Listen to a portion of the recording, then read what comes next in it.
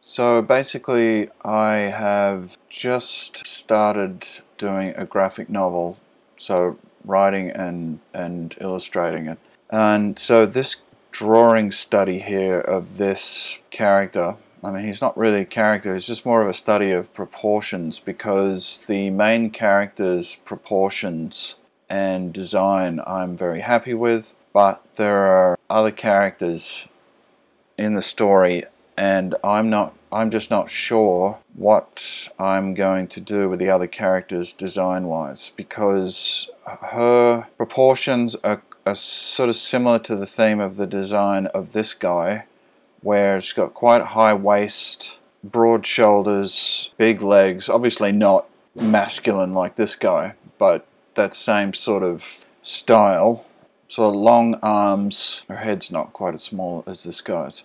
So I'm just wondering, with the other characters, will I continue that theme, draw the other characters with these similar proportions, or do I draw them in a different silhouette and not push their proportions as much as I push the main characters?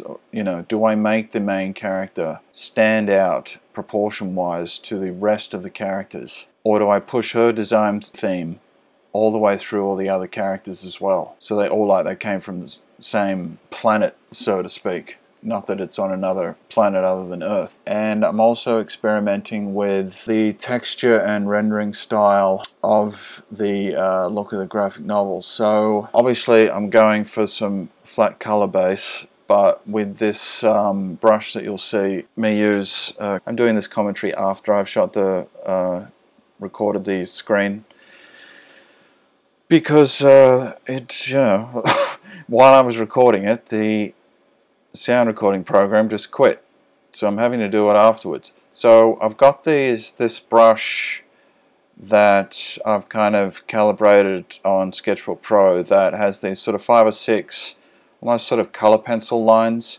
So as I draw that brush over the solid color that I've laid down, it kind of looks like I've laboriously gone over it with colored pencil, you know, all over the thing, which would take forever if I did that with a single line. But with this brush, it sort of has a nice tracking, almost like tire tracks over the texture edge of the brush. And then I usually, because I sort of draw with a alpha channel, I don't know what percentage it is, but it's certainly not solid black when I'm drawing, because it just allows me the freedom to draw light and push down on the pen a lot harder if I need a thicker line or a darker line. I usually go and duplicate that line drawing and add another one, and then alpha down a little bit on that, so it just darkens the line afterwards, rather than drawing with dark lines while I'm drawing, which I'm just not a huge fan of. So he is pretty close to what I was trying to achieve as far as trying to put that design style into a male character. Now, as I said, I don't really have a male character. It's this sort of superhero type build in the graphic novel yet, because I haven't finished writing it and I haven't finished designing all the characters. I'll probably put some of it on this channel, because we will be doing a Kickstarter campaign, my brother and I. What else? So, I mean, basically, if I'm going to give you a rundown of what proportions I have drawn here, it's realistic but slightly abstract in the sizes of his limbs. And when I do legs, I usually want to make sure the calf muscle is same length as the thigh, if not longer.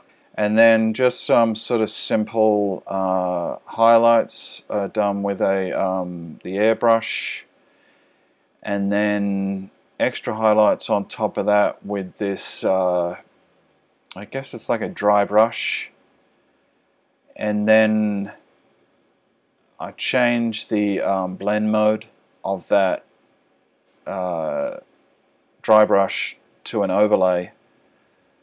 So it was all sort of brushed down in white, and then you change it to the overlay and it takes on some of the color that's underneath.